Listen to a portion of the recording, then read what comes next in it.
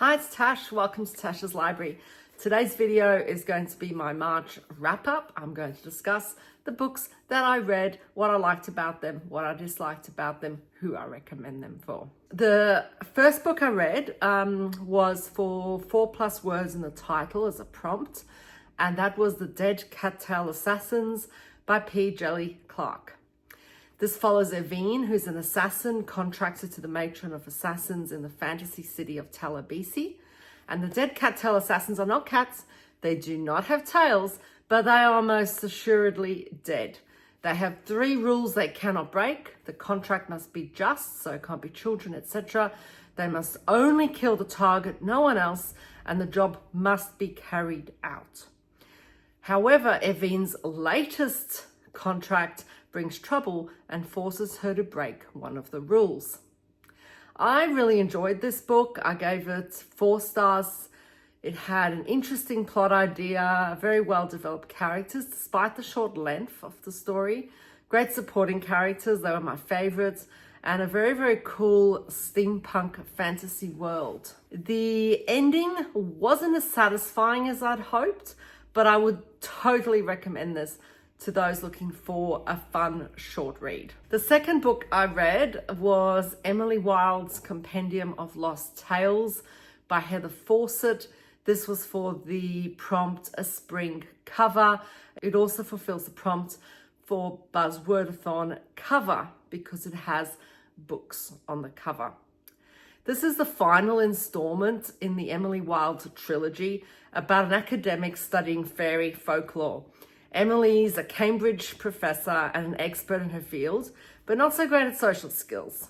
And in the first book, she has to rely on her academic rival, Wendell Bamblebee, to befriend the townsfolk of an isolated village and uncover the mystery of the hidden ones, a very dangerous fairy people. This was a really cozy comfort read, although it is very dark in places, so it's not completely cozy. This one had Shadow, once again, who's Emily's dog. Love Shadow. Return of some supporting characters as well. Great fairy magic. Excellent exploration of the themes of individuality and the power of knowledge. I gave this 4 stars, however, because there was more time spent in the land of fairies, which was my least favorite part of the first 2 books. There was a little less banter between Emily and Wendell is a little less charming in this one, in my opinion. Also, the footnotes I found were a little less enjoyable in this one, but I'd still recommend this entire trilogy to those interested in fae and looking for a cozy-ish read. I then read a non-fiction book. This was for the prompt This or That, and it was Liquid Rules: The Delightful and Dangerous Substances That Flow Through Our Lives by Mark Miałowicz. This is an exploration of the structure, uses, and strange properties of various liquids that play a vital role in our lives. It tells the story of these liquids through the framing device of being on an airplane journey and discussing the liquids that you come across as you fly from one place to another. It discusses explosives, fuel, alcohols, water, glues, bodily fluids, soaps, tea and coffee, refrigeration, inks, tar, clouds, plate tectonics. I love the structure of this. That frame of a plane journey was really creative and interesting. Really great narrative writing style as well. Very easy to understand chemical explanations. I also really enjoyed the inclusion of the chemical structure of molecules. It was ultimately very, very interesting, especially the chapter on the brewing of tea and coffee. So I gave this 5 stars, and I would highly recommend it to anyone interested in chemistry or the practical applications of science. I then had the prompt a retelling, and for this one I read Thornhedge by T. Kingfisher, and I gave this 3 stars. This is a Sleeping Beauty reimagining told from the perspective of the so-called evil fairy, Toadling. I really enjoyed the fairy tale feel of this story. The reimagining is quite interesting. There's a cute interaction with another character as well, which I really liked. Toadling is a wonderful character with the ability to shapeshift into a toad.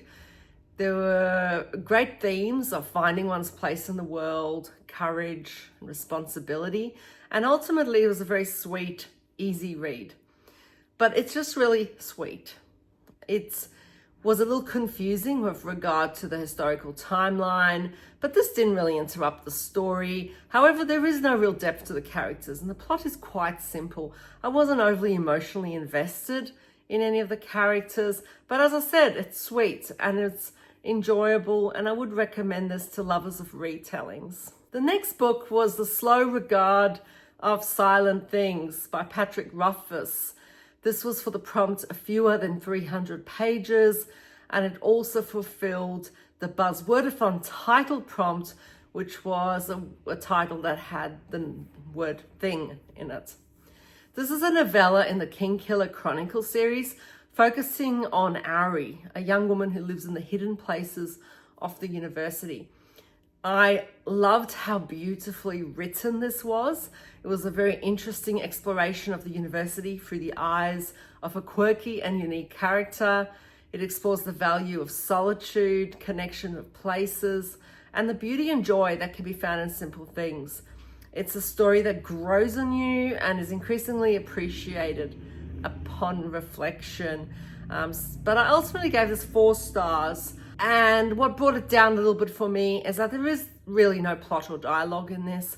It's just fly-on-the-wall observations of Auri's daily rituals. I would really recommend this to lovers of character studies and slow, thoughtful books. And actually, it reminded me a lot of Piranesi. I then read A Blood Over Bright Haven by M.L. Wong for the prompt a preposition in the title, and gave this 5 stars. This was a really, really good read. It follows an orphan, Siona, who's given the opportunity to become a high mage in the High Magistry. But as the first woman to do so, she faces significant obstacles, including being given a janitor as an assistant.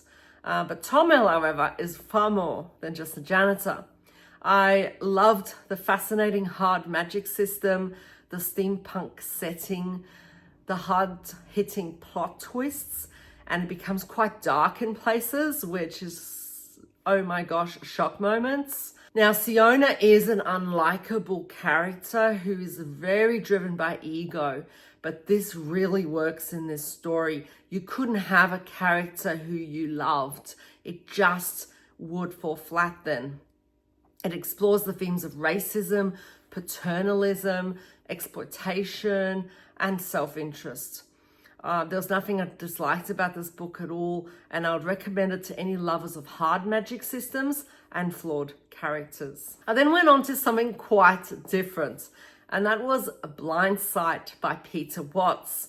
This was for the prompt Random Shelf, and I also gave this 5 stars, even though it's incredibly different from Blood Over Bright Haven. This is a first contact novel in which a linguist, Susan James, and her multiple personalities, a biologist, Isaac, a pacifist warrior, Amanda, a synthesist, Siri Keaton, who happens to be the narrator, and a vampire, Juka, are sent on the Theseus to meet a possible alien threat. This was a very gradual journey of discovery for the reader. As the narrative frequently changes between past and present, nothing's really explained. So Peter Watts does not hold your hand through this. You need to work out what's going on. The writing style at times did remind me slightly of William Gibson's, but it's a little bit more lyrical. It had a captivating mix of characters, exploration of the theme of consciousness, identity, empathy, and Watts leans very heavily into technical terms and scientific theories, drawing on psychology, physics, linguistics, and biology. The book is very reminiscent of Rendezvous with Rama, but much darker and with actual aliens. And the aliens are truly alien and unsettling. The only thing that might make this difficult for people or less enjoyable is that it does actually take time to fall into, but I would so recommend this to lovers of first contact stories who are willing to put a bit of work in. And then I had a DNF. I did not finish Assistant to the Villain by Hannah Nicole Mara.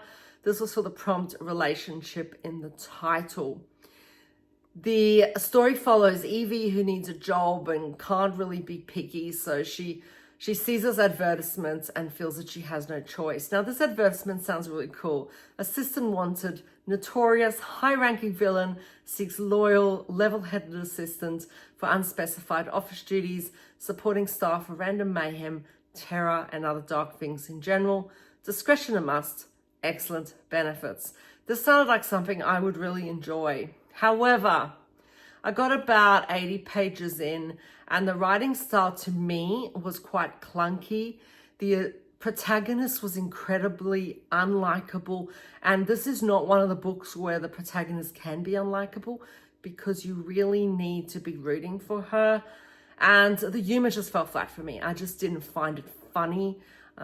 It wasn't humor that appealed to me. So I decided to DNF this because I had other books I preferred to read. I then had a reread, The Long Way to a Small Angry Planet by Becky Chambers.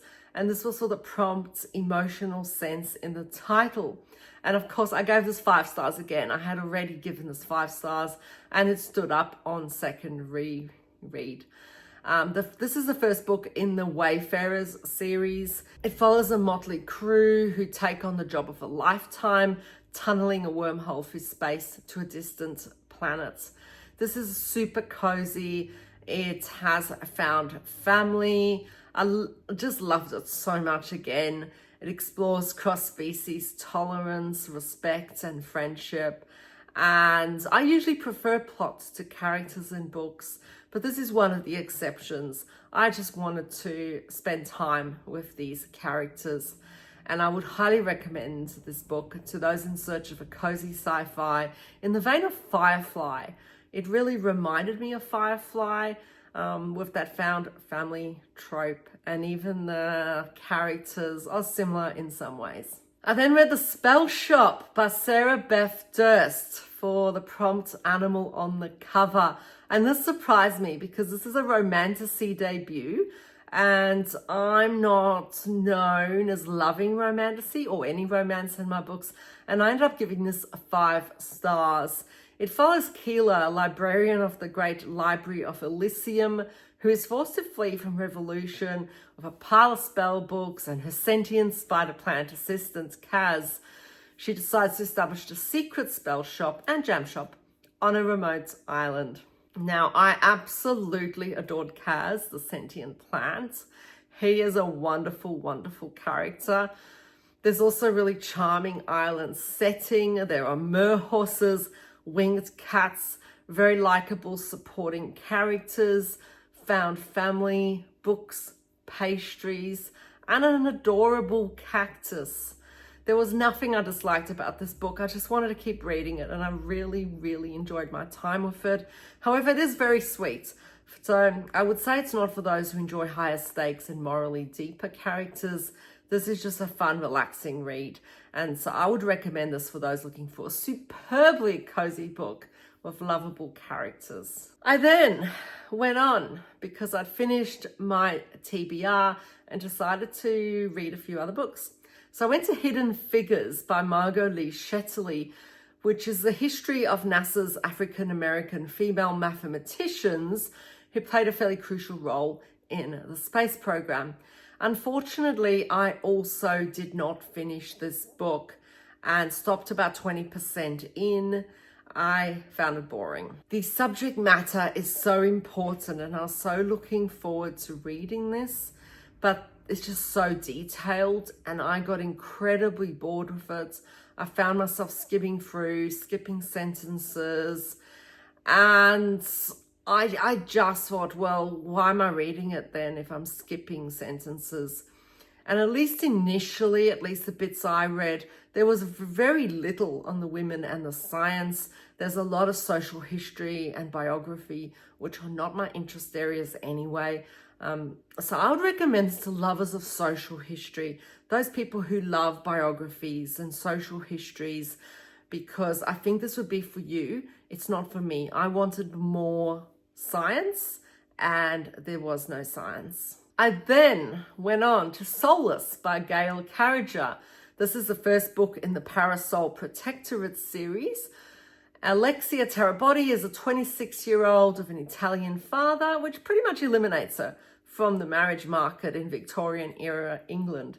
But she's also a preternatural, capable of removing supernatural powers with a touch, which is a distinct advantage in a world that is inhabited by vampires and werewolves. When a young vampire tries to attack her, though, and rogue vampires start going missing, she is drawn into the mystery despite being warned of the case by the Bureau of Unnatural Registry investigator and alpha werewolf, Lord Connell Macon. I gave this 4 stars. It's a really fun, light read, very humorous comedy of manners with a supernatural theme, great characters, an alternate Victorian London with supernatural denizens who are fully accepted into society. The plot really draws you in. There is a bit of romance, but it's quite light generally, and I quite enjoyed this romance in this. But it's nothing groundbreaking. This is not a book that you think about for hours on end. There was also some sex that I could have done without, because it's not my favorite in books. But I'd really recommend this to those looking for fun urban fantasy with a touch of romance. And I love this so much that I actually went and read the sequel, Changeless, also by Gail Carriger. And this is obviously the second book in the Parasol Protectorate series. And this takes place some months following the first book. This one is set partly in Scotland, but I can't give you very much information because I don't want to spoil anything for you. But it's certainly ups the stakes to some extent. It's another really fun romp with great characters. The plot seems a little more disjointed in this one, and I kind of would have liked to stay in London a bit more with some of my favorite characters. But I would, once again, just if you love the first one, definitely worth continuing with the second one. I then was chipping away at River of Silver, which is the anthology of short stories by S.A. Chakraborty, which accompany the David Bad trilogy. And these are set before, during, and after the events of the 3 novels. So the 15 short stories focus on different characters. So main characters such as Ali, Dara, and Nari, but also supporting characters such as Hatsed and Jamshid. The volume also includes an alternative epilogue to the final book. I loved how it provided additional perspectives on the characters, their formative moments, and also added some depth to the world building. It definitely adds that extra depth to the characters, and it humanizes some of them. My favorites were the stories about Ali. However, it's not as enjoyable as the trilogy, because I think for me, and this is a personal thing, fantasy short stories don't often appeal to me as much. I'm predominantly a plot ideas driven reader. I'm less interested in characters.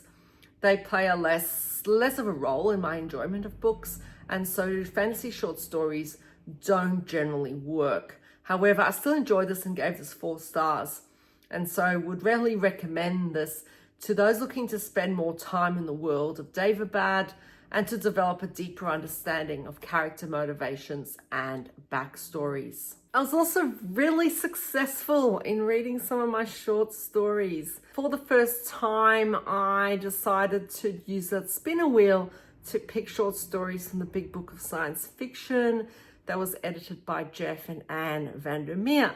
And I picked 3 stories. First one was Gorgonoids, and this was by Lena Crone. This is an exploration of reality through the analysis of statistical animals, which sounds wacky. And for me, I gave this like a 3 out of 5 for ideas and a 3 out of 5 for enjoyment. It was quite interesting. I then went on to read Snow by John Crowley.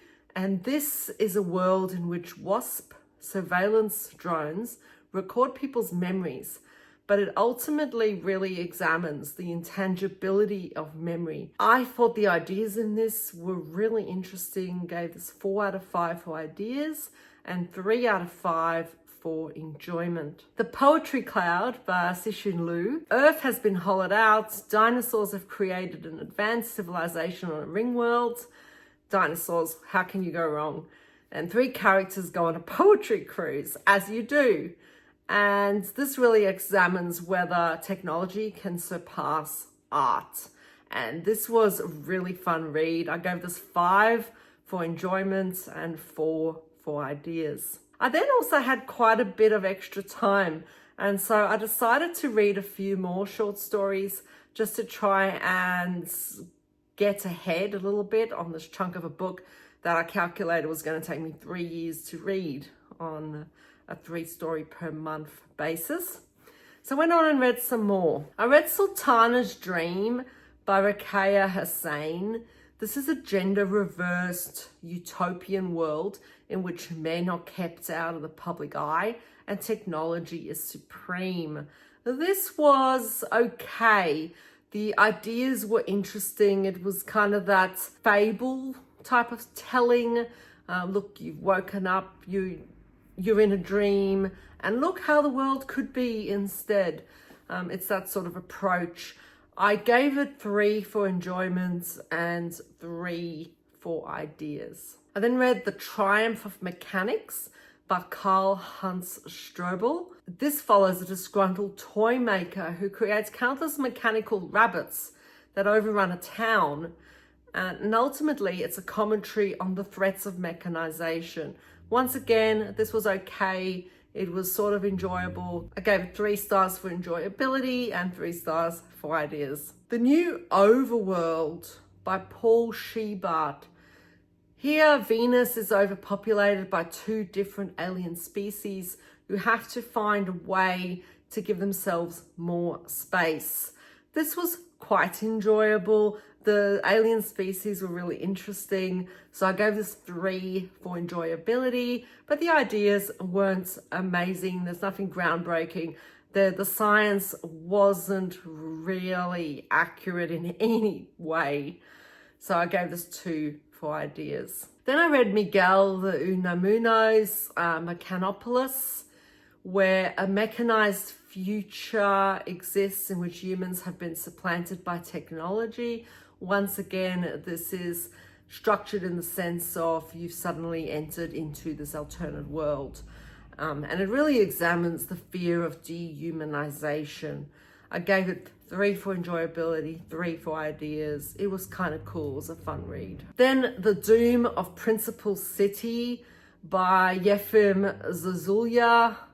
This is a city oppressed by various methods in the guise of benevolent rule, and ultimately a satirical commentary on Soviet Russia, exploring the question whether death is actually preferable to the loss of freedom. This was really enjoyable. I gave this 4 out of 5 for enjoyability. However, the ideas in this, the satire, the themes explored, the way it gradually gets you to think about this loss of freedom was incredible in my opinion. So I gave this 5 for ideas. And then finally, I read The Comets by Dubois. And this is an examination of the deep-seated racism present in early 20th century and America. And the way it does this is there's a comet that apparently has killed everyone except for a wealthy white girl and a black man in New York. This was okay.